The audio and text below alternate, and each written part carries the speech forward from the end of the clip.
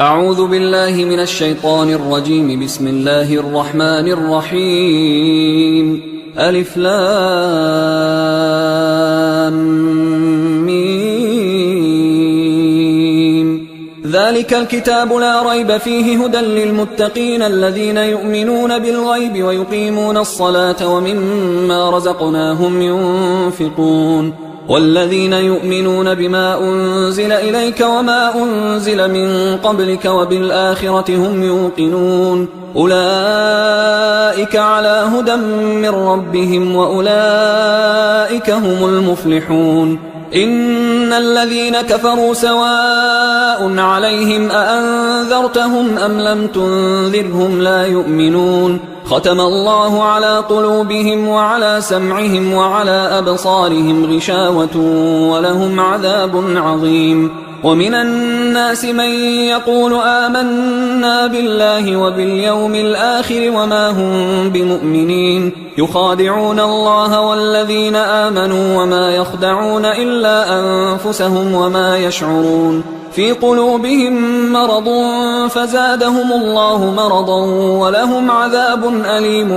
بما كانوا يكذبون. وإذا قيل لهم لا تفسدوا في الأرض قالوا إنما نحن مصلحون ألا إنهم هم المفسدون ولكن لا يشعرون. وإذا قيل لهم آمنوا كما آمن الناس قالوا أنؤمن كما آمن السفهاء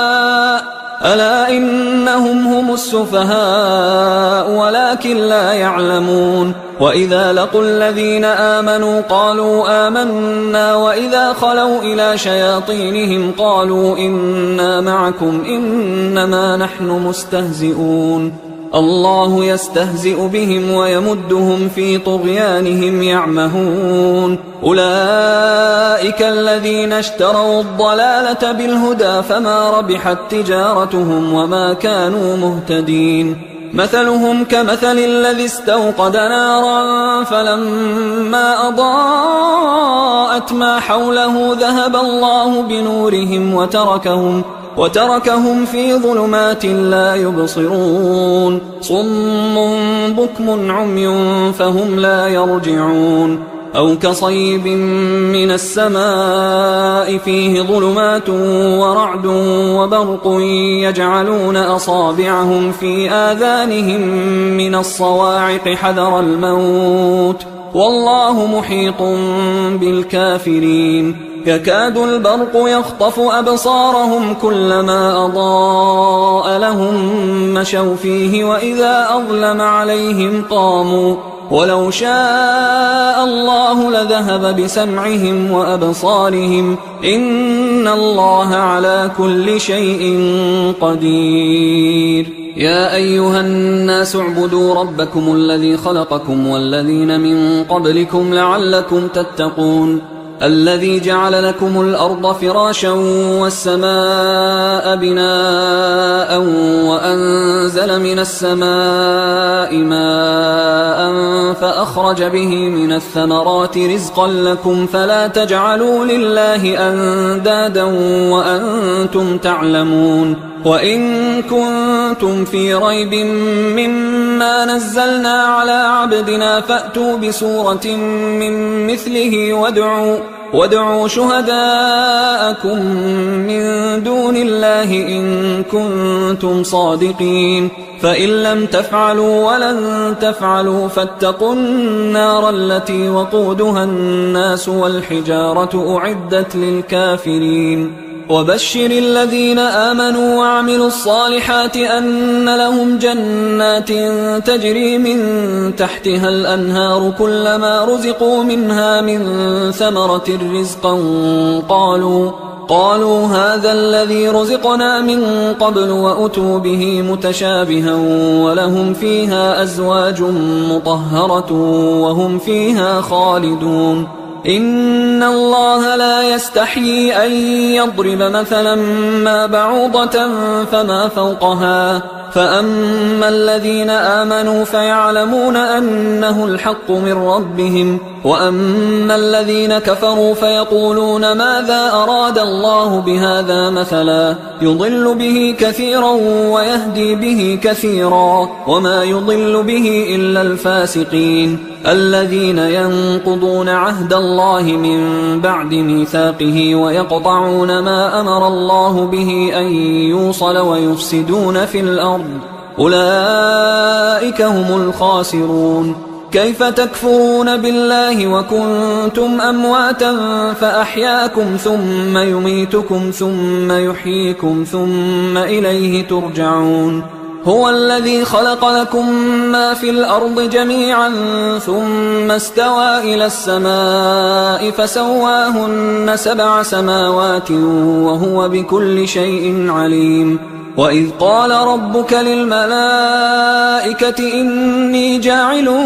في الأرض خليفة قالوا أتجعل فيها من يفسد فيها ويسفك الدماء ونحن نسبح بحمدك ونقدس لك قال إني أعلم ما لا تعلمون. وعلم آدم الأسماء كلها ثم عرضهم على الملائكة فقال أنبئوني بأسماء هؤلاء إن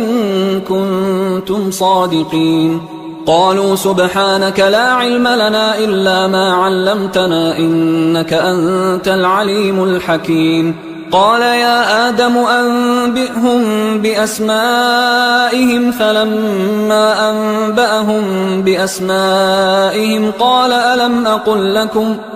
ألم أقل لكم إني أعلم غيب السماوات والأرض وأعلم ما تبدون وما كنتم تكتمون. وإذ قلنا للملائكة اسجدوا لآدم فسجدوا إلا إبليس أبى واستكبر وكان من الكافرين. وقلنا يا آدم اسكن أنت وزوجك الجنة وكلا منها رغدا حيث شئتما ولا تقربا هذه الشجرة فتكونا من الظالمين. فأزلهما الشيطان عنها فأخرجهما مما كانا فيه وقلنا اهبطوا بعضكم لبعض عدو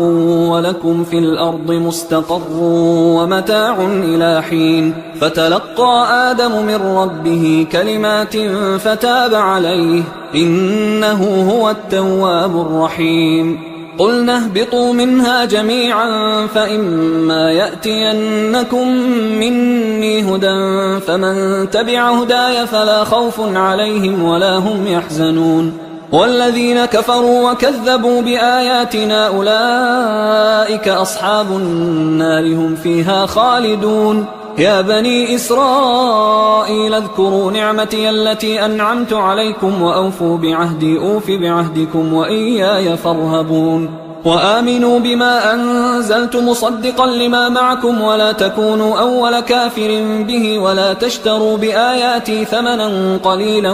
وإياي فاتقون. ولا تلبسوا الحق بالباطل وتكتموا الحق وأنتم تعلمون. وأقيموا الصلاة وآتوا الزكاة واركعوا مع الراكعين. أتأمرون الناس بالبر وتنسون أنفسكم وأنتم تتلون الكتاب أفلا تعقلون. واستعينوا بالصبر والصلاة وإنها لكبيرة إلا على الخاشعين الذين يظنون أنهم ملاقو ربهم وأنهم إليه راجعون. يا بني إسرائيل اذكروا نعمتي التي أنعمت عليكم وأني فضلتكم على العالمين. واتقوا يوما لا تجزي نفس عن نفس شيئا ولا يقبل منها شفاعة ولا يؤخذ منها عدل ولا هم ينصرون. وإذ نجيناكم من آل فرعون يسومونكم سوء العذاب يذبحون أبناءكم ويستحيون نساءكم وفي ذلكم بلاء من ربكم عظيم. وإذ فرقنا بكم البحر فأنجيناكم وأغرقنا آل فرعون وأنتم تنظرون. وإذ واعدنا موسى 40 ليلة ثم اتخذتم العجل من بعده وأنتم ظالمون. ثم عفونا عنكم من بعد ذلك لعلكم تشكرون وإذ آتينا موسى الكتاب والفرقان لعلكم تهتدون وإذ قال موسى لقومه يا قوم إنكم ظلمتم أنفسكم باتخاذكم العجل فتوبوا إلى بارئكم فاقتلوا أنفسكم ذلكم خير لكم عند بارئكم فتاب عليكم إنه هو التواب الرحيم وإذ قلتم يا موسى لن نؤمن لك حتى نرى الله جهرة فأخذتكم الصاعقة وأنتم تنظرون ثم بعثناكم من بعد موتكم لعلكم تشكرون وظللنا عليكم الغمام وأنزلنا عليكم المن والسلوى كلوا من طيبات ما رزقناكم وما ظلمونا ولكن كانوا أنفسهم يظلمون وإذ قلنا ادخلوا هذه القرية فكلوا منها حيث شئتم رغدا وادخلوا الباب سجدا وقولوا حطة نغفر لكم خطاياكم وسنزيد المحسنين فبدل الذين ظلموا قولا غير الذي قيل لهم فأنزلنا على الذين ظلموا رجزا من السماء بما كانوا يفسقون وإذ استسقى موسى لقومه فقلنا اضرب بعصاك الحجر فانفجرت منه 12 عينا قد علم كل أناس مشربهم كلوا واشربوا من رزق الله ولا تعثوا في الأرض مفسدين وإذ قلتم يا موسى لن نصبر على طعام واحد فادع لنا ربك يخرج لنا مما تنبت الأرض من بقلها وقثائها وفومها وعدسها وبصلها قال أتستبدلون الذي هو أدنى بالذي هو خير اهبطوا مصرا فإن لكم ما سألتم وضربت عليهم الذلة والمسكنة وباءوا بغضب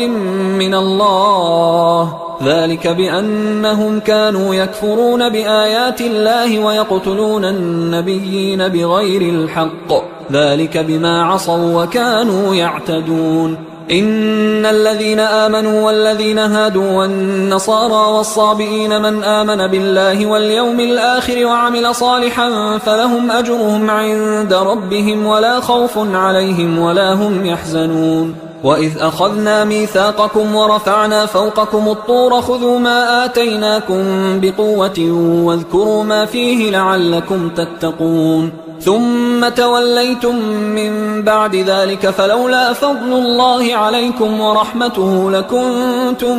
من الخاسرين ولقد علمتم الذين اعتدوا منكم في السبت فقلنا لهم كونوا قردة خاسئين فجعلناها نكالا لما بين يديها وما خلفها وموعظة للمتقين وإذ قال موسى لقومه إن الله يأمركم أن تذبحوا بقرة قالوا أتتخذنا هزوا قال أعوذ بالله أن أكون من الجاهلين قالوا ادع لنا ربك يبين لنا ما هي قال إنه يقول إنها بقرة لا فارض ولا بكر عوان بين ذلك فافعلوا ما تؤمرون قالوا ادع لنا ربك يبين لنا ما لونها قال إنه يقول إنها بقرة صفراء فاقع لونها تسر الناظرين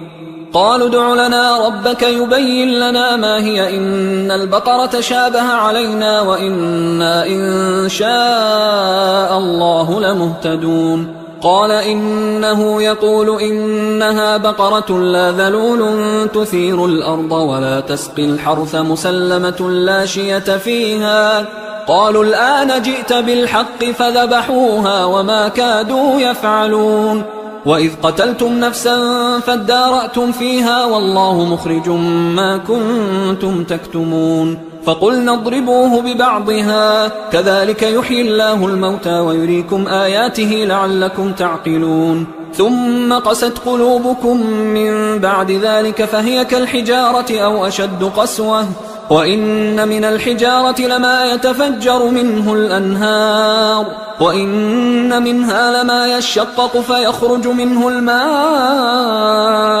وإن منها لما يهبط من خشية الله وما الله بغافل عما تعملون. أفتطمعون أن يؤمنوا لكم وقد كان فريق منهم يسمعون كلام الله ثم يحرفونه من بعد ما عقلوه وهم يعلمون. وإذا لقوا الذين آمنوا قالوا آمنا وإذا خلا بعضهم إلى بعض قالوا أتحدثونهم بما فتح الله عليكم ليحاجوكم به عند ربكم أفلا تعقلون. أولا يعلمون أن الله يعلم ما يسرون وما يعلنون. ومنهم أميون لا يعلمون الكتاب إلا أماني وإنهم إلا يظنون. فويل للذين يكتبون الكتاب بأيديهم ثم يقولون هذا من عند الله ليشتروا به ثمنا قليلا فويل لهم مما كتبت أيديهم وويل لهم مما يكسبون. وقالوا لن تمسنا النار إلا أياما معدودة قل أتخذتم عند الله عهدا فلن يخلف الله عهده أم تقولون على الله ما لا تعلمون. بلى من كسب سيئة وأحاطت به خطيئته فأولئك أصحاب النار هم فيها خالدون. والذين آمنوا وعملوا الصالحات أولئك أصحاب الجنة هم فيها خالدون. وإذ أخذنا ميثاق بني إسرائيل لا تعبدون إلا الله وبالوالدين إحسانا وذي القربى واليتامى والمساكين وقولوا للناس حسنا وأقيموا الصلاة وآتوا الزكاة ثم توليتم إلا قليلا منكم وأنتم معرضون. وإذ أخذنا ميثاقكم لا تسفكون دماءكم ولا تخرجون أنفسكم من دياركم ثم أقررتم وأنتم تشهدون ثم أنتم هؤلاء تقتلون أنفسكم وتخرجون فريقا منكم من ديارهم تظاهرون عليهم بالإثم والعدوان وإن يأتوكم أسارى تفادوهم وهو محرم عليكم إخراجهم أفتؤمنون ببعض الكتاب وتكفرون ببعض فما جزاء من يفعل ذلك منكم إلا خزي في الحياة الدنيا ويوم القيامة يردون إلى أشد العذاب وما الله بغافل عما تعملون. أولئك الذين اشتروا الحياة الدنيا بالآخرة فلا يخفف عنهم العذاب ولا هم ينصرون. ولقد آتينا موسى الكتاب وقفينا من بعده بالرسل وآتينا عيسى ابن مريم البينات وأيدناه بروح القدس أفكلما جاءكم رسول بما لا تهوى أنفسكم استكبرتم ففريقا كذبتم وفريقا تقتلون. وقالوا قلوبنا غلف بل لعنهم الله بكفرهم فقليلا ما يؤمنون. ولما جاءهم كتاب من عند الله مصدق لما معهم وكانوا من قبل يستفتحون على الذين كفروا فلما جاءهم ما عرفوا كفروا به فلعنة الله على الكافرين. بئس ما اشتروا به أنفسهم أن يكفروا بما أنزل الله بغيا أن ينزل الله من فضله على من يشاء من عباده فباءوا بغضب على غضب وللكافرين عذاب مهين. وإذا قيل لهم آمنوا بما أنزل الله قالوا نؤمن بما أنزل علينا ويكفرون بما وراءه وهو الحق مصدقا لما معهم قل فلم تقتلون أنبياء الله من قبل إن كنتم مؤمنين ولقد جاءكم موسى بالبينات ثم اتخذتم العجل من بعده وأنتم ظالمون وإذ أخذنا ميثاقكم ورفعنا فوقكم الطور خذوا ما آتيناكم بقوة واسمعوا قالوا سمعنا وعصينا وأشربوا في قلوبهم العجل بكفرهم قل بئس ما يأمركم به إيمانكم إن كنتم مؤمنين قل إن كانت لكم الدار الآخرة عند الله خالصة من دون الناس فتمنوا الموت إن كنتم صادقين ولن يتمنوه أبدا بما قدمت أيديهم والله عليم بالظالمين ولتجدنهم أحرص الناس على حياة ومن الذين أشركوا يود أحدهم لو يعمر 1000 سنة وما هو بمزحزحه من العذاب أن يعمر والله بصير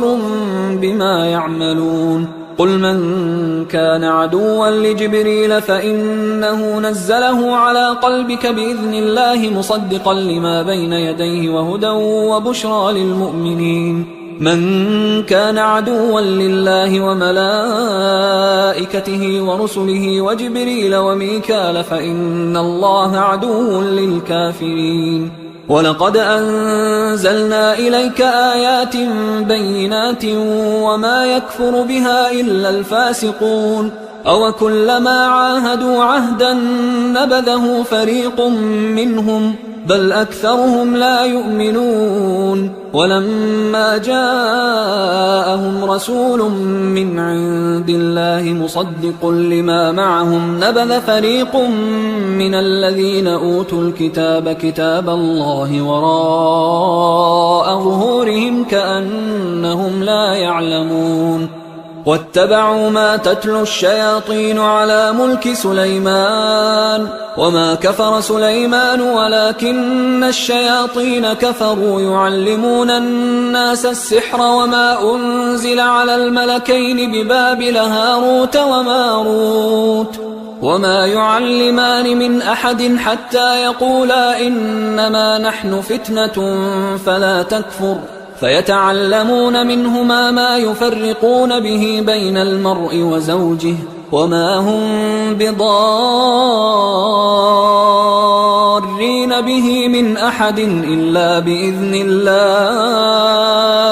ويتعلمون ما يضرهم ولا ينفعهم ولقد علموا لمن اشتراه ما له في الآخرة من خلاق ولبئس ما شروا به أنفسهم لو كانوا يعلمون ولو أنهم آمنوا واتقوا لمثوبة من عند الله خير لو كانوا يعلمون يا أيها الذين آمنوا لا تقولوا راعنا وقولوا انظرنا واسمعوا وللكافرين عذاب أليم ما يود الذين كفروا من أهل الكتاب ولا المشركين أن ينزل عليكم من خير من ربكم والله يختص برحمته من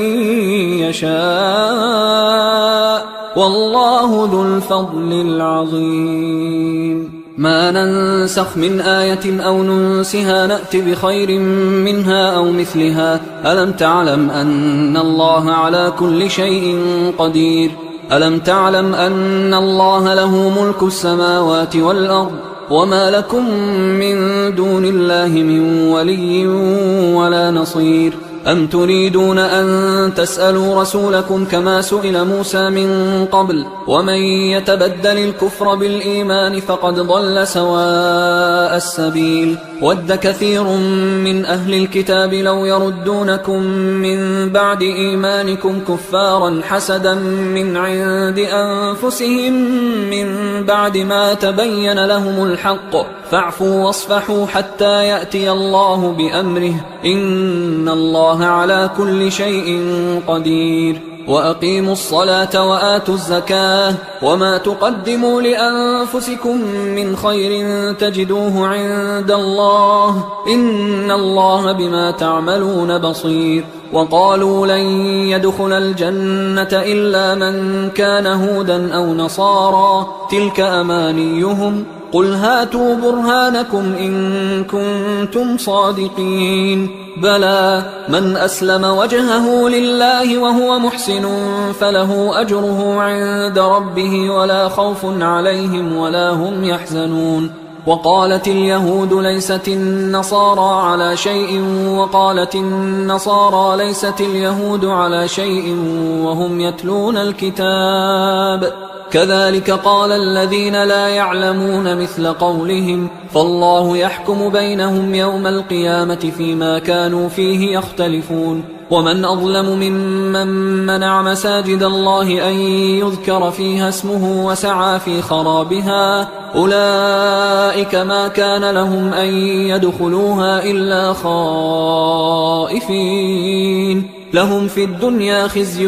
ولهم في الآخرة عذاب عظيم ولله المشرق والمغرب فأينما تولوا فثم وجه الله إن الله واسع عليم وقالوا اتخذ الله ولدا سبحانه بل له ما في السماوات والأرض كل له قانتون بديع السماوات والأرض وإذا قضى أمرا فإنما يقول له كن فيكون وقال الذين لا يعلمون لولا يكلمنا الله أو تأتينا آية كذلك قال الذين من قبلهم مثل قولهم تشابهت قلوبهم قد بينا الآيات لقوم يوقنون إنا أرسلناك بالحق بشيرا ونذيرا ولا تسأل عن أصحاب الجحيم ولن ترضى عنك اليهود ولا النصارى حتى تتبع ملتهم قل إن هدى الله هو الهدى ولئن اتبعت أهواءهم بعد الذي جاءك من العلم ما لك من الله من ولي ولا نصير الذين آتيناهم الكتاب يتلونه حق تلاوته أولئك يؤمنون به ومن يكفر به فأولئك هم الخاسرون يا بني إسرائيل اذكروا نعمتي التي أنعمت عليكم وأني فضلتكم على العالمين واتقوا يوما لا تجزي نفس عن نفس شيئا ولا يقبل منها عدل ولا تنفعها شفاعة ولا هم ينصرون وإذ ابتلى إبراهيم ربه بكلمات فأتمهن قال إني جاعلك للناس إماما قال ومن ذريتي قال لا ينال عهد الظالمين وإذ جعلنا البيت مثابة للناس وأمنا واتخذوا من مقام إبراهيم مصلى وعهدنا إلى إبراهيم وإسماعيل أن طهرا بيتي للطائفين والعاكفين والركع السجود وإذ قال إبراهيم رب اجعل هذا بلدا آمنا وارزق أهله من الثمرات من آمن منهم بالله واليوم الآخر قال ومن كفر فأمتعه قليلا ثم أضطره إلى عذاب النار وبئس المصير وإذ يرفع إبراهيم القواعد من البيت وإسماعيل ربنا تقبل منا إنك أنت السميع العليم ربنا وجعلنا مسلمين لك ومن ذريتنا أمة مسلمة لك وأرنا مناسكنا وتب علينا إنك أنت التواب الرحيم ربنا وبعث فيهم رسولا منهم يتلو عليهم آياتك ويعلمهم الكتاب والحكمة ويزكيهم إنك أنت العزيز الحكيم ومن يرغب عن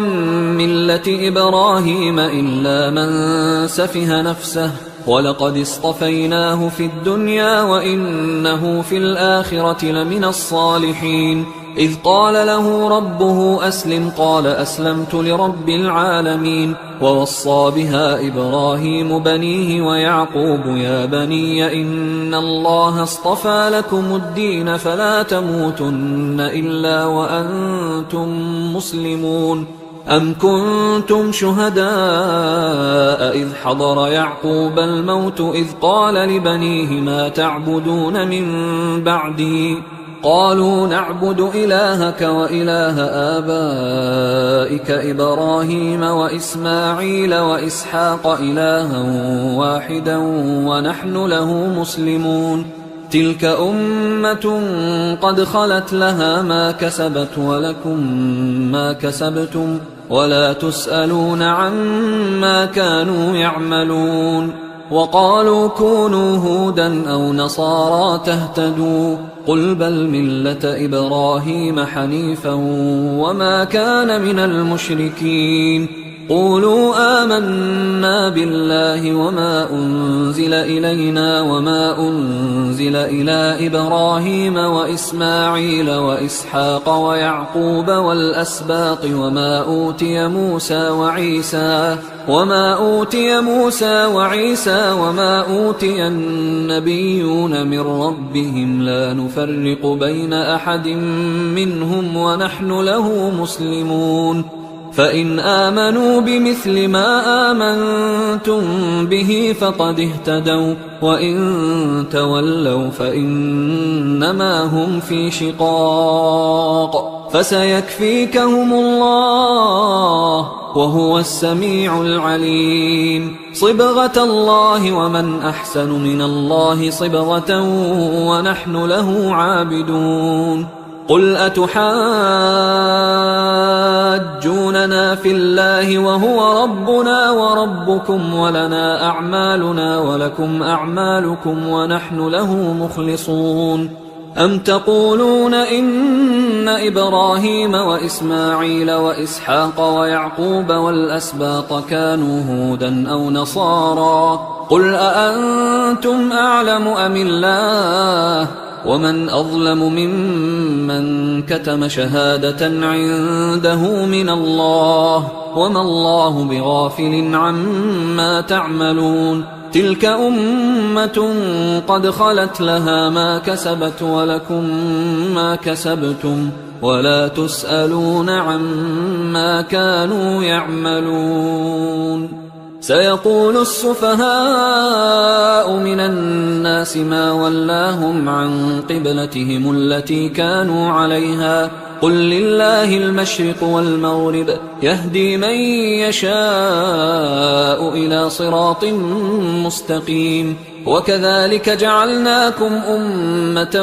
وسطا لتكونوا شهداء على الناس ويكون الرسول عليكم شهيدا. وما جعلنا القبلة التي كنت عليها إلا لنعلم من يتبع الرسول ممن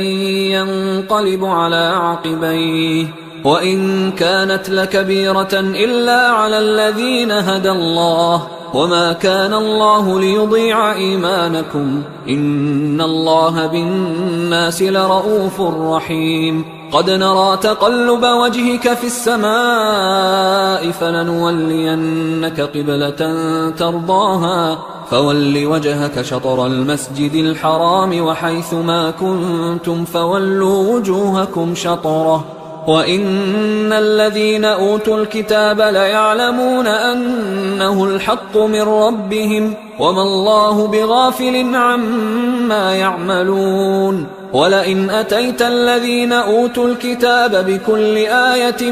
ما تبعوا قبلتك وما أنت بتابع قبلتهم وما بعضهم بتابع قبلة بعض ولئن اتبعت أهواءهم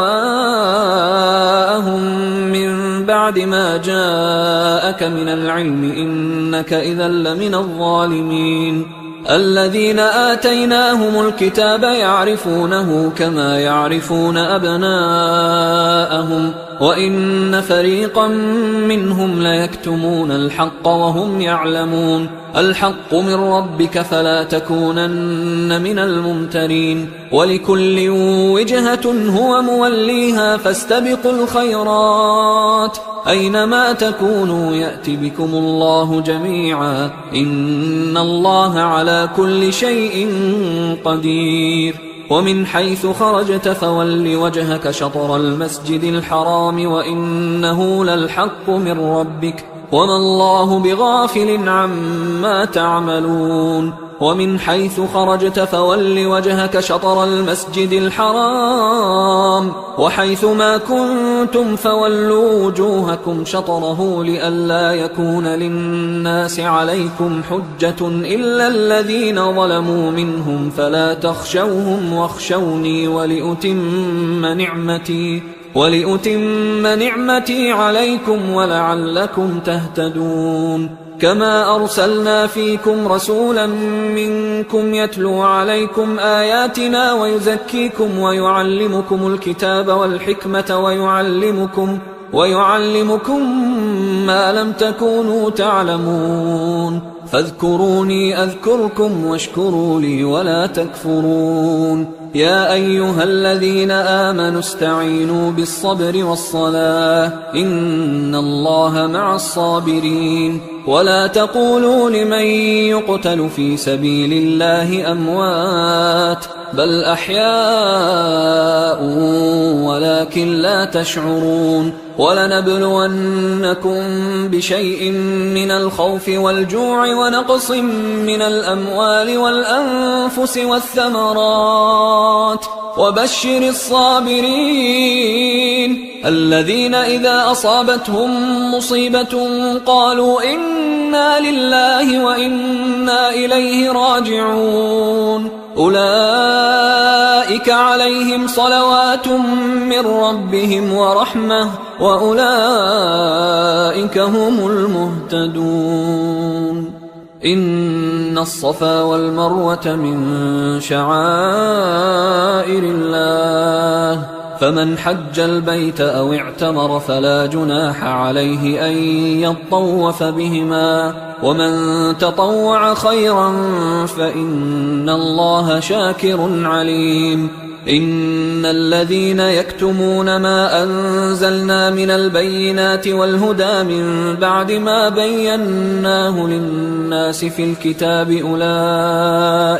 أولئك يلعنهم الله ويلعنهم اللاعنون إلا الذين تابوا وأصلحوا وبينوا فأولئك أتوب عليهم وأنا التواب الرحيم إن الذين كفروا وماتوا وهم كفار أولئك عليهم لعنة الله والملائكة والناس أجمعين خالدين فيها لا يخفف عنهم العذاب ولا هم ينظرون وإلهكم إله واحد لا إله إلا هو الرحمن الرحيم إن في خلق السماوات والأرض واختلاف الليل والنهار والفلك التي تجري في البحر بما ينفع الناس وما أنزل الله من السماء من ماء فأحيا به الأرض بعد موتها وبث فيها من كل دابة وتصريف الرياح والسحاب المسخر بين السماء والأرض لآيات لقوم يعقلون ومن الناس من يتخذ من دون الله أندادا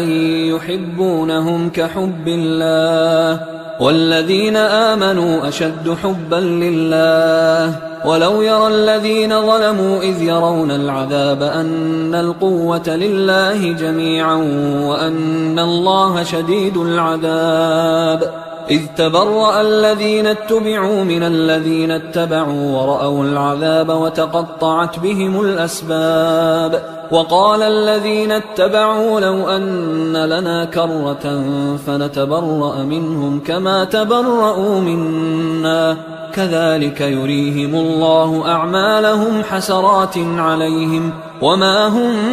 بخارجين من النار. يا أيها الناس كلوا مما في الأرض حلالا طيبا ولا تتبعوا خطوات الشيطان إنه لكم عدو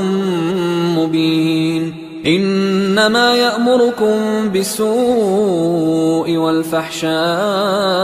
وأن تقولوا على الله ما لا تعلمون. وإذا قيل لهم اتبعوا ما أنزل الله قالوا بل نتبع ما ألفينا عليه آباءنا أولو كان آباؤهم لا يعقلون شيئا ولا يهتدون. ومثل الذين كفروا كمثل الذي ينعق بما لا يسمع إلا دعاء ونداء صم بكم عمي فهم لا يعقلون. يا أيها الذين آمنوا كلوا من طيبات ما رزقناكم واشكروا لله إن كنتم إياه تعبدون. إنما حرم عليكم الميتة والدم ولحم الخنزير وما أهل به لغير الله فمن اضطر غير باغ ولا عاد فلا إثم عليه إن الله غفور رحيم. إن الذين يكتمون ما أنزل الله من الكتاب ويشترون به ثمنا قليلا أولئك ما يأكلون في بطونهم إلا النار ولا يكلمهم الله يوم القيامة ولا يزكيهم ولهم عذاب أليم. أولئك الذين اشتروا الضلالة بالهدى والعذاب بالمغفرة فما أصبرهم على النار ذلك بأن الله نزل الكتاب بالحق وإن الذين اختلفوا في الكتاب لفي شقاق بعيد. ليس البر أن تولوا وجوهكم قبل المشرق والمغرب ولكن البر من آمن بالله واليوم الآخر والملائكة والكتاب والنبيين وآتى المال على حبه ذوي القربى واليتامى والمساكين وابن السبيل والسائلين وفي الرقاب وأقام الصلاة وآتى الزكاة والموفون بعهدهم إذا عاهدوا والصابرين في البأساء والضراء وحين البأس أولئك الذين صدقوا وأولئك هم المتقون. يا أيها الذين آمنوا كتب عليكم القصاص في القتلى الحر بالحر والعبد بالعبد والأنثى بالأنثى فمن عفي له من أخيه شيء فاتباع بالمعروف وأداء إليه بإحسان ذلك تخفيف من ربكم ورحمة فمن اعتدى بعد ذلك فله عذاب أليم. ولكم في القصاص حياة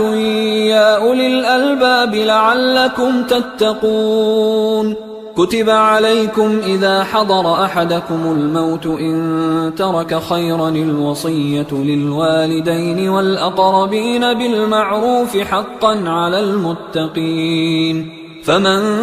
بدله بعدما سمعه فإنما إثمه على الذين يبدلونه إن الله سميع عليم. فمن خاف من موص جنفا أو إثما فأصلح بينهم فلا إثم عليه إن الله غفور رحيم. يا أيها الذين آمنوا كتب عليكم الصيام كما كتب على الذين من قبلكم لعلكم تتقون أياما معدودات، فمن كان منكم مريضا أو على سفر فعدة من أيام أخر، وعلى الذين يطيقونه فدية طعام مسكين، فمن تطوع خيرا فهو خير له، وأن تصوموا خير لكم إن كنتم تعلمون. شهر رمضان الذي أنزل فيه القرآن هدى للناس وبينات من الهدى والفرقان، فمن شهد منكم الشهر فليصمه، ومن كان مريضا أو على سفر فعدة من أيام أخر، يريد الله بكم اليسر ولا يريد بكم العسر ولتكملوا العدة ولتكبروا الله على ما هداكم ولعلكم تشكرون. وإذا سألك عبادي عني فإني قريب أجيب دعوة الداعي إذا دعان، فليستجيبوا لي وليؤمنوا بي لعلهم يرشدون. أحل لكم ليلة الصيام الرفث إلى نسائكم هن لباس لكم وأنتم لباس لهن، علم الله أنكم كنتم تختانون أنفسكم فتاب عليكم وعفى عنكم، فالآن باشروهن وابتغوا ما كتب الله لكم، وكلوا واشربوا حتى يتبين لكم الخيط الأبيض من الخيط الأسود من الفجر، ثم أتموا الصيام إلى الليل، ولا تباشروهن وأنتم عاكفون في المساجد، تلك حدود الله فلا تقربوها، كذلك يبين الله آياته للناس لعلهم يتقون. ولا تأكلوا أموالكم بينكم بالباطل وتدلوا بها إلى الحكام لتأكلوا فريقا من أموال الناس بالإثم وأنتم تعلمون. يسألونك عن الأهلة قل هي مواقيت للناس والحج، وليس البر بأن تأتوا البيوت من ظهورها ولكن البر من اتقى، وأتوا البيوت من أبوابها واتقوا الله لعلكم تفلحون. وقاتلوا في سبيل الله الذين يقاتلونكم ولا تعتدوا إن الله لا يحب المعتدين. وقتلوهم حيث ثقفتموهم وأخرجوهم من حيث أخرجوكم والفتنة أشد من القتل، ولا تقاتلوهم عند المسجد الحرام حتى يقاتلوكم فيه، فإن قاتلوكم فاقتلوهم، كذلك جزاء الكافرين، فإن انتهوا فإن الله غفور رحيم. وقاتلوهم حتى لا تكون فتنة ويكون الدين لله، فإن انتهوا فلا عدوان إلا على الظالمين. الشهر الحرام بالشهر الحرام والحرمات قصاص، فمن اعتدى عليكم فاعتدوا عليه بمثل ما اعتدى عليكم، واتقوا الله واعلموا أن الله مع المتقين. وأنفقوا في سبيل الله ولا تلقوا بأيديكم إلى التهلكة وأحسنوا إن الله يحب المحسنين. وأتموا الحج والعمرة لله، فإن أحصرتم فما استيسر من الهدي، ولا تحلقوا رؤوسكم حتى يبلغ الهدي محله، فمن كان منكم مريضا أو به أذى من رأسه ففدية من صيام أو صدقة أو نسك، فإذا أمنتم فمن تمتع بالعمرة إلى الحج فما استيسر من الهدي، فمن لم يجد فصيام 3 أيام في الحج و7 إذا رجعتم، تلك 10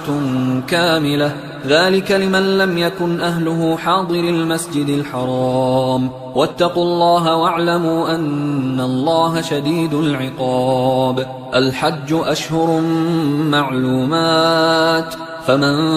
فرض فيهن الحج فلا رفث ولا فسوق ولا جدال في الحج وما تفعلوا من خير يعلمه الله وتزودوا فإن خير الزاد التقوى واتقون يا أولي الألباب. ليس عليكم جناح أن تبتغوا فضلا من ربكم فإذا أفضتم من عرفات فاذكروا الله عند المشعر الحرام واذكروه كما هداكم وإن كنتم من قبله لمن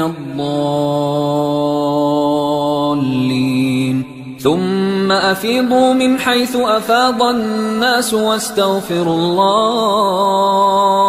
إن الله غفور رحيم. فإذا قضيتم مناسككم فاذكروا الله كذكركم آباءكم أو أشد ذكرا. فمن الناس من يقول ربنا آتنا في الدنيا وما له في الآخرة من خلاق ومنهم من يقول ربنا آتنا في الدنيا حسنة وفي الآخرة حسنة وقنا عذاب النار. أولئك لهم نصيب مما كسبوا والله سريع الحساب. واذكروا الله في أيام معدودات فمن تعجل في يومين فلا إثم عليه ومن تأخر فلا إثم عليه لمن اتقى واتقوا الله واعلموا أنكم إليه تحشرون. ومن الناس من يعجبك قوله في الحياة الدنيا ويشهد الله على ما في قلبه وهو ألد الخصام. وإذا تولى سعى في الأرض ليفسد فيها ويهلك الحرث والنسل والله لا يحب الفساد. وإذا قيل له اتق الله أخذته العزة بالإثم فحسبه جهنم ولبئس المهاد. ومن الناس من يشري نفسه ابتغاء مرضات الله والله رؤوف بالعباد. يا أيها الذين آمنوا ادخلوا في السلم كافة ولا تتبعوا خطوات الشيطان إنه لكم عدو مبين. فإن زللتم من بعد ما جاءتكم البينات فاعلموا أن الله عزيز حكيم. هل ينظرون إلا أن يأتيهم الله في ظلل من الغمام والملائكة وقضي الأمر وإلى الله ترجع الأمور. سل بني إسرائيل كم آتيناهم من آية بينة ومن يبدل نعمة الله من بعد ما جاءته فإن الله شديد العقاب. زين للذين كفروا الحياة الدنيا ويسخرون من الذين آمنوا والذين اتقوا فوقهم يوم القيامة والله يرزق من يشاء بغير حساب. كان الناس أمة واحدة فبعث الله النبيين مبشرين ومنذرين وأنزل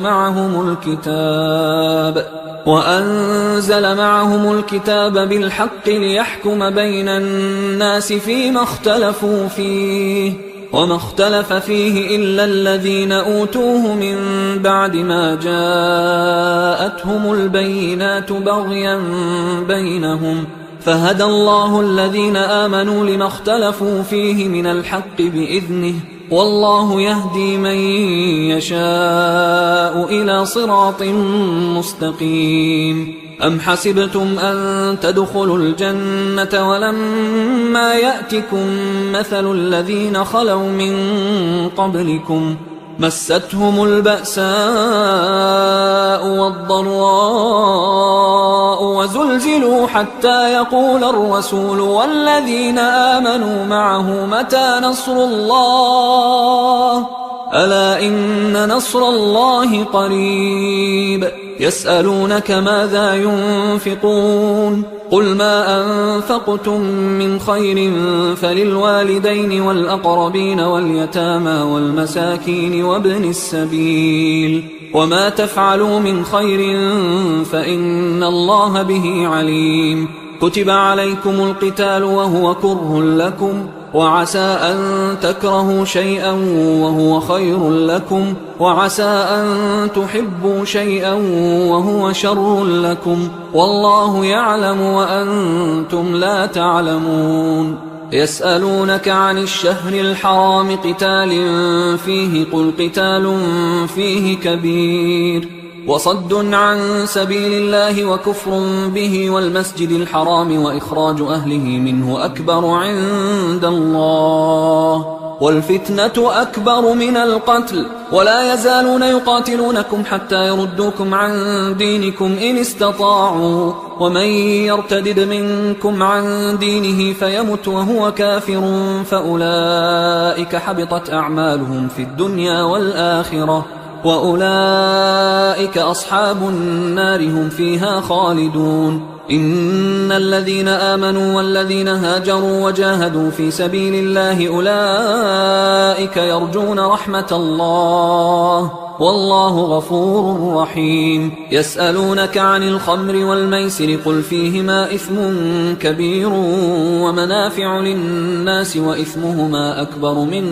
نفعهما ويسألونك ماذا ينفقون قل العفو كذلك يبين الله لكم الآيات لعلكم تتفكرون في الدنيا والآخرة ويسألونك عن اليتامى قل إصلاح لهم خير وإن تخالطوهم فإخوانكم والله يعلم المفسد من المصلح ولو شاء الله لأعنتكم إن الله عزيز حكيم ولا تنكحوا المشركات حتى يؤمن ولأمة مؤمنة خير من مشركة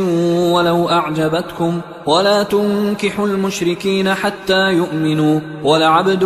مؤمن خير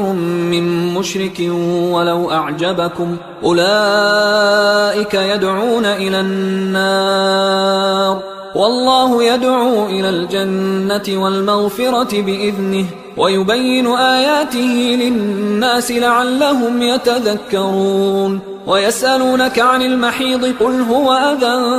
فاعتزلوا النساء في المحيض ولا تقربوهن حتى يطهرن فإذا تطهرن فأتوهن من حيث أمركم الله إن الله يحب التوابين ويحب المتطهرين نساؤكم حرث لكم فأتوا حرثكم أنى شئتم وقدموا لأنفسكم واتقوا الله واعلموا أنكم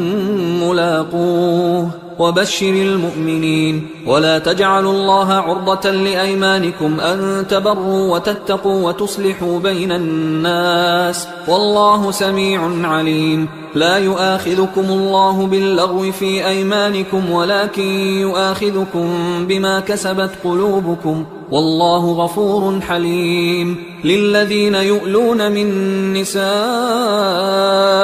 تربص 4 أشهر فإن فاءوا فإن الله غفور رحيم وإن عزموا الطلاق فإن الله سميع عليم والمطلقات يتربصن بأنفسهن 3 قروء ولا يحل لهن أن يكتمن ما خلق الله في أرحامهن إن كن يؤمن بالله واليوم الآخر وبعولتهن أحق بردهن في ذلك إن أرادوا إصلاحا ولهن مثل الذي عليهن بالمعروف وللرجال عليهن درجة والله عزيز حكيم الطلاق 2 فإمساك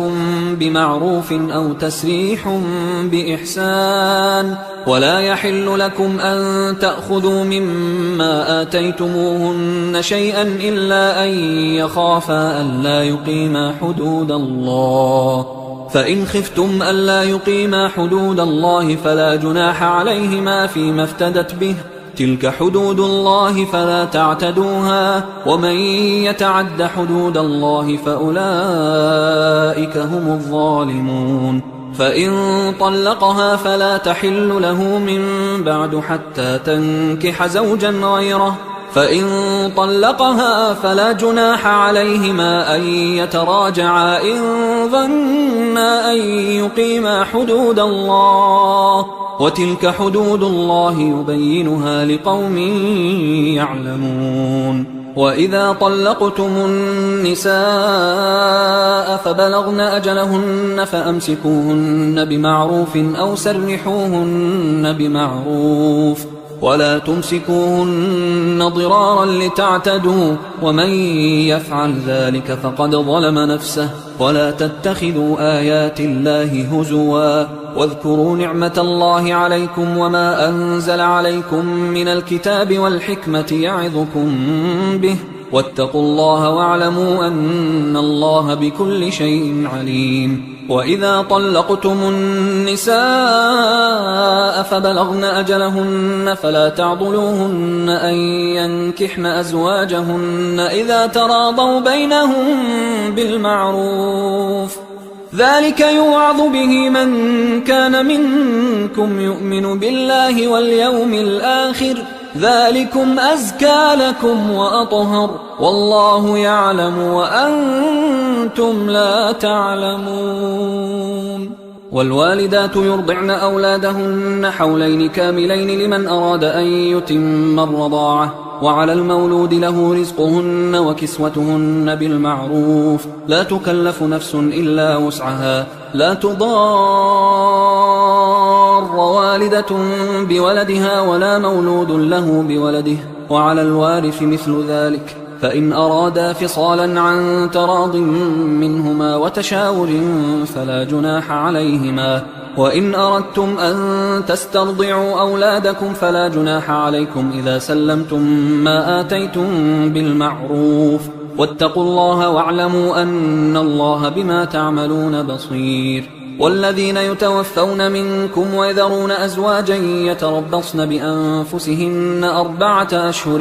و10، فإذا بلغن أجلهن فلا جناح عليكم فيما فعلن في أنفسهن بالمعروف، والله بما تعملون خبير. ولا جناح عليكم فيما عرضتم به من خطبة النساء أو أكننتم في أنفسكم، علم الله أنكم ستذكرونهن ولكن لا تواعدوهن سرا إلا أن تقولوا قولا معروفا، ولا تعزموا عقدة النكاح حتى يبلغ الكتاب أجله، واعلموا أن الله يعلم ما في أنفسكم فاحذروه، واعلموا أن الله غفور حليم. لا جناح عليكم إن طلقتم النساء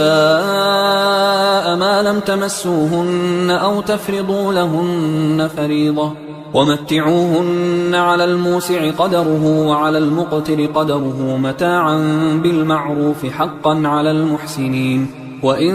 طلقتموهن من قبل أن تمسوهن وقد فرضتم لهن فريضة فنصف ما فرضتم إلا أن يعفون أو يعفو الذي بيده عقدة النكاح، وأن تعفوا أقرب للتقوى، ولا تنسوا الفضل بينكم، إن الله بما تعملون بصير. حافظوا على الصلوات والصلاة الوسطى وقوموا لله قانتين، فإن خفتم فرجالا أو ركبانا، فإذا أمنتم فاذكروا الله كما علمكم ما لم تكونوا تعلمون. والذين يتوفون منكم ويذرون أزواجا وصية لأزواجهم متاعا إلى الحول غير إخراج، فإن خرجن فلا جناح عليكم فيما فعلن في أنفسهن من معروف، والله عزيز حكيم. وللمطلقات متاع بالمعروف حقا على المتقين، كذلك يبين الله لكم آياته لعلكم تعقلون. ألم تر إلى الذين خرجوا من ديارهم وهم ألوف حذر الموت فقال لهم الله موتوا ثم أحياهم، إن الله لذو فضل على الناس ولكن أكثر الناس لا يشكرون وقاتلوا في سبيل الله واعلموا أن الله سميع عليم من ذا الذي يقرض الله قرضا حسنا فيضاعفه له أضعافا كثيرة والله يقبض ويبسط وإليه ترجعون ألم تر إلى الملأ من بني إسرائيل من بعد موسى إذ قالوا لنبي له مبعث لنا ملكا نقاتل في سبيل الله قال هل عسيتم إن كتب عليكم القتال ألا تقاتلوا قالوا وما لنا ألا نقاتل في سبيل الله وقد أخرجنا من ديارنا وأبنائنا فلما كتب عليهم القتال تولوا إلا قليلا منهم والله عليم بالظالمين وقال لهم نبيهم إن الله قد بعث لكم طالوت ملكا قالوا أنى يكون له الملك علينا ونحن أحق بالملك منه ولم يؤت سعة من المال قال إن الله اصطفاه عليكم وزاده بسطة في العلم والجسم والله يؤتي ملكه من يشاء والله واسع عليم وقال لهم نبيهم إن آية ملكه أن يأتيكم التابوت فيه سكينة من ربكم وبقية مما ترك آل موسى وآل هارون تحمله الملائكة إن في ذلك لآية لكم إن كنتم مؤمنين فلما فصل طالوت بالجنود قال إن الله مبتليكم بنهر فمن شرب منه فليس مني ومن لم يطعمه فإنه مني إلا من اغترف غرفة بيده فشربوا منه إلا قليلا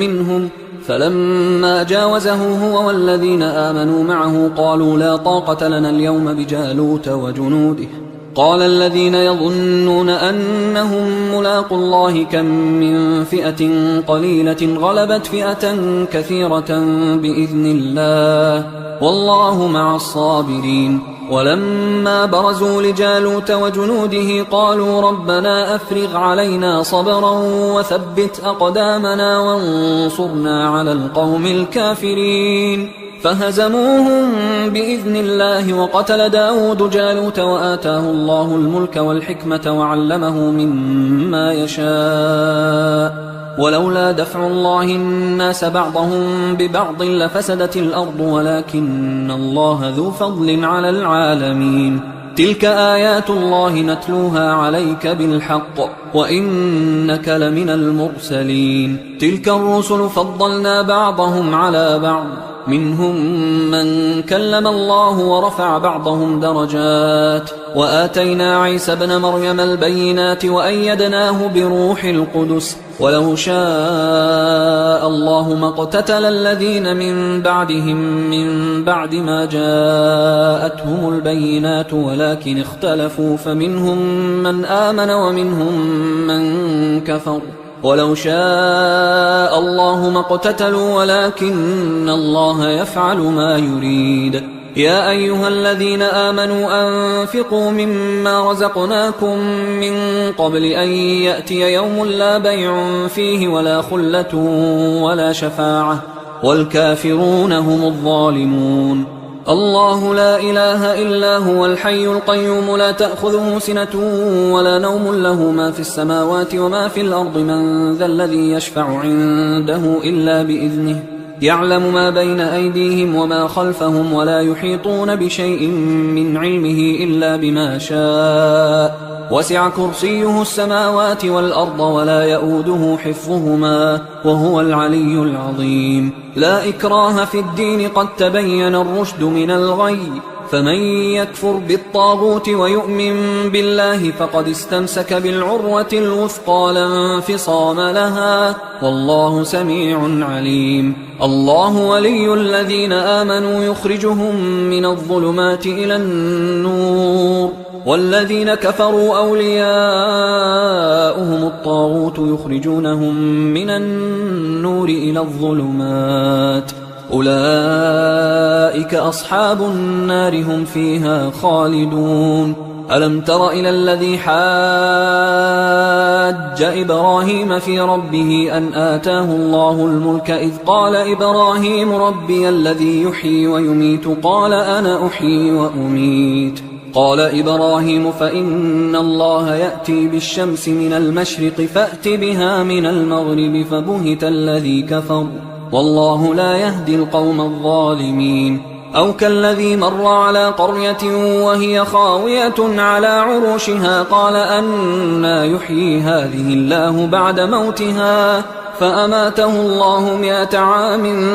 ثم بعثه قال كم لبثت؟ قال لبثت يوما أو بعض يوم. قال بل لبثت 100 عام فانظر إلى طعامك وشرابك لم يتسنه وانظر إلى حمارك ولنجعلك آية للناس وانظر إلى العظام كيف ننشزها ثم نكسوها لحما فلما تبين له قال أعلم أن الله على كل شيء قدير. وإذ قال إبراهيم رب أرني كيف تحيي الموتى قال أولم تؤمن قال بلى ولكن ليطمئن قلبي قال فخذ 4 من الطير فصرهن إليك ثم اجعل على كل جبل منهن جزءا ثم ادعهن يأتينك سعيا واعلم أن الله عزيز حكيم. مثل الذين ينفقون أموالهم في سبيل الله كمثل حبة أنبتت 7 سنابل في كل سنبلة 100 حبة والله يضاعف لمن يشاء والله واسع عليم. الذين ينفقون أموالهم في سبيل الله ثم لا يتبعون ما أنفقوا منا ولا أذى لهم أجرهم عند ربهم ولا خوف عليهم ولا هم يحزنون. قول معروف ومغفرة خير من صدقة يتبعها أذى والله غني حليم. يا أيها الذين آمنوا لا تبطلوا صدقاتكم بالمن والأذى كالذي ينفق ماله رئاء الناس ولا يؤمن بالله واليوم الآخر فمثله كمثل صفوان عليه تراب فأصابه وابل فتركه صلدا لا يقدرون على شيء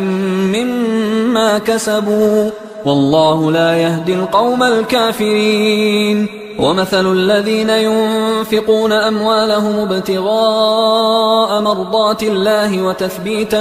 من أنفسهم كمثل جنة بربوة أصابها وابل فآتت أكلها ضعفين فإن لم يصبها وابل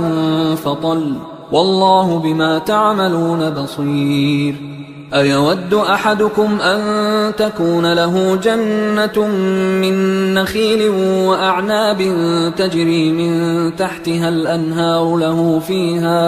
له فيها من كل الثمرات وأصابه الكبر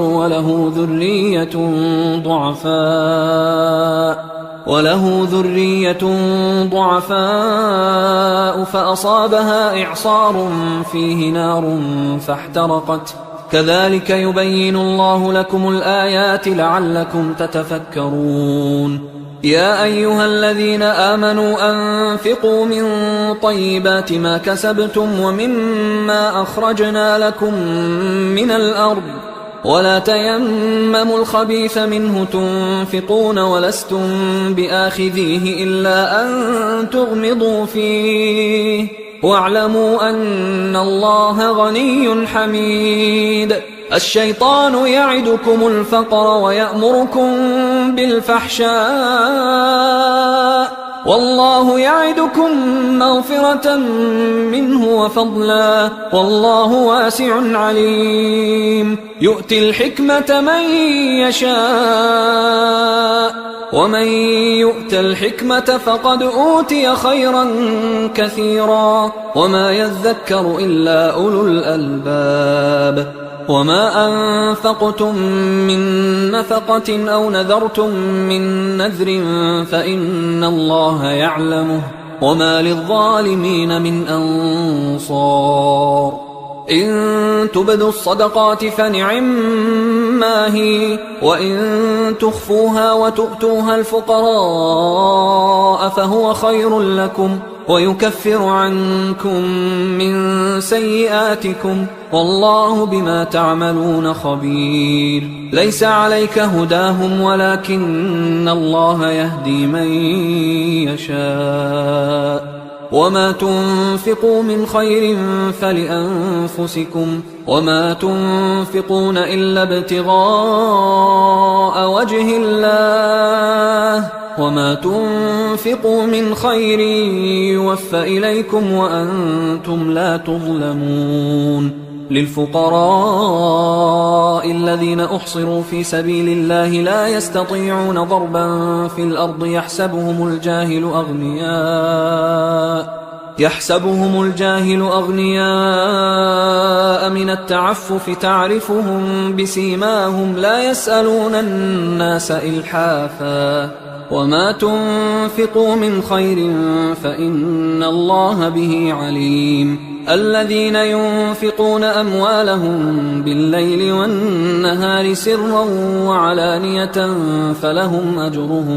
فلهم أجرهم عند ربهم ولا خوف عليهم ولا هم يحزنون الذين يأكلون الربا لا يقومون إلا كما يقوم الذي يتخبطه الشيطان من المس ذلك بأنهم قالوا إنما البيع مثل الربا وأحل الله البيع وحرم الربا فمن جاءه موعظة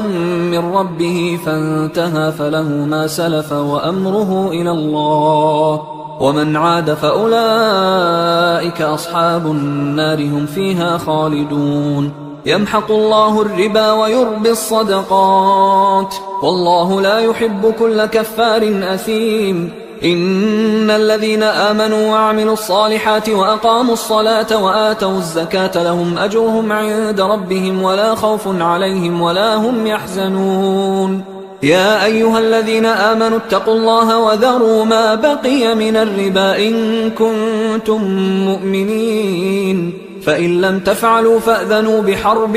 من الله ورسوله وإن تبتم فلكم رؤوس أموالكم لا تظلمون ولا تظلمون وإن كان ذو عسرة فنظرة إلى ميسرة وأن تصدقوا خير لكم إن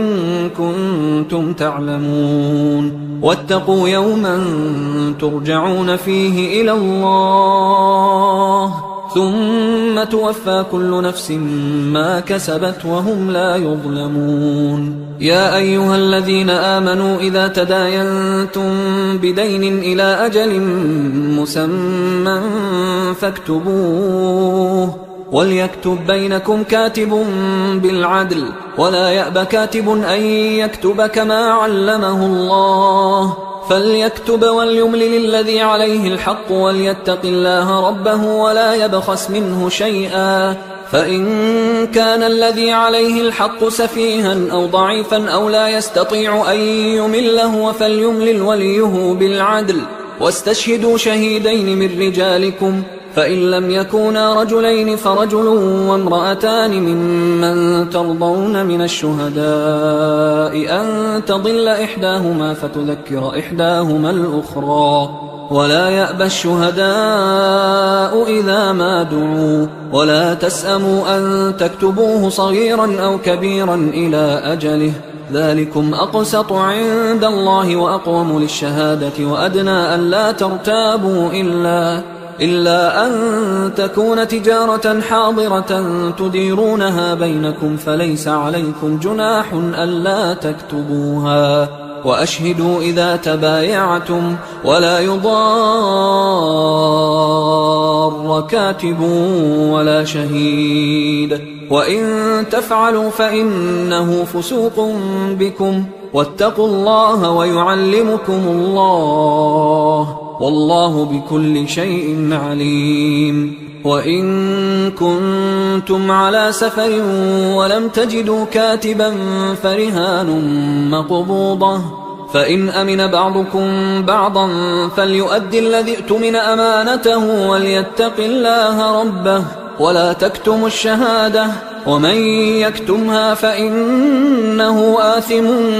قلبه والله بما تعملون عليم. لله ما في السماوات وما في الأرض، وإن تبدوا ما في أنفسكم أو تخفوه يحاسبكم به الله فيغفر لمن يشاء ويعذب من يشاء والله على كل شيء قدير. آمن الرسول بما أنزل إليه من ربه والمؤمنون كل آمن بالله وملائكته وكتبه ورسله لا نفرق بين أحد من رسله وقالوا سمعنا وأطعنا غفرانك ربنا وإليك المصير. لا يكلف الله نفسا إلا وسعها، لها ما كسبت وعليها ما اكتسبت. ربنا لا تؤاخذنا إن نسينا أو أخطأنا، ربنا ولا تحمل علينا إصرا كما حملته على الذين من قبلنا، ربنا ولا تحملنا ما لا طاقة لنا به، واعف عنا واغفر لنا وارحمنا، أنت مولانا فانصرنا على القوم الكافرين.